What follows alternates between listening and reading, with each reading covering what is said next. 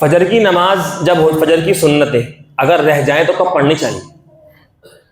اگر کسی کوئی انسان نماز مسجد میں نماز پڑھنا آیا، دیکھو سب سے پہلی چیز یہ ہے کہ انسان سنتیں اپنے گھر سے پڑھ کر آئے، فجر کی ہوں، ظہر کی ہوں، عصر کی ہوں، کوئی سی بھی ہو، مغرب کے علاوہ انسان اپنے گھر سے سنتیں پڑھ کے آئے۔ لیکن انسان اگر اپنے گھر سے سنتیں پڑھ کر نہیں آیا، اب وہ انسان مسجد کے اندر آیا، اس نے دیکھا نماز کھڑی ہو چکی فجر کی، کتنے دھیان سے سننے فجر والا مسئلہ، اب پڑھتے کتنے سارے ہیں؟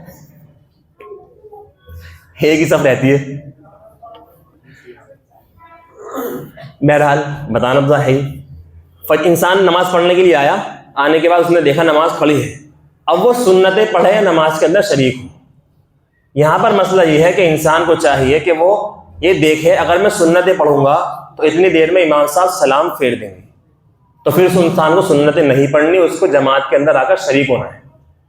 اور اگر اس کو یہ اندازہ ہے کہ لمبی ہوتی ہے فجر کی نماز اور انسان اپنی سنتیں 2 منٹ میں پڑھ لیتا ہے، 2 رکعت 2 منٹ، بہت سے تو 2 رکعت 1.5 منٹ میں پڑھ لیں، 4 رکعت بھی 2 منٹ میں پڑھتے ہوئے دیکھا میں ان لوگوں کو، تو اسے پتا ہے کہ یہ تو سورہ فاتحہ پوری کریں گے، میں اتنے لپیٹ دوں گا، تو اپنا جو ہے وہ سنتیں پڑھ لے اور جماعت کے اندر آ کے شریک ہو جائے۔ دوسری چیز چھوٹی سی یہ ہے، نماز مثلاً فجر کا ٹائم ختم ہو رہا ہے 7:10 پہ، مان لو 13 پہ ختم ہو رہا تھا، ویسے تو 7:10 پہ فجر کا ٹائم ختم ہوا، نماز ہے ہماری فجر کی 6:50 پہ، عام طور پر 10 منٹ میں فجر کی نماز ہو جاتی ہے، ٹھیک۔ انسان نماز پڑھنے کے لیے آیا، اس نے دیکھا کہ نماز اس کی سنت چھوٹ گئی،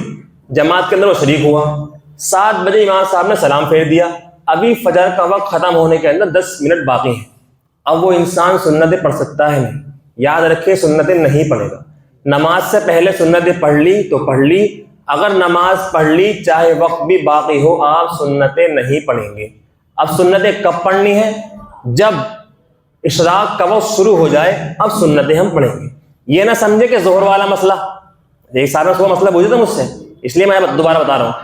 فجر ظہر میں ہوتا نا، ظہر کی سنت انسان کی چھوٹ گئی، نماز کے بعد پڑھ رہا ہے، یہاں پر فجر میں یہ مسئلہ نہیں ہے۔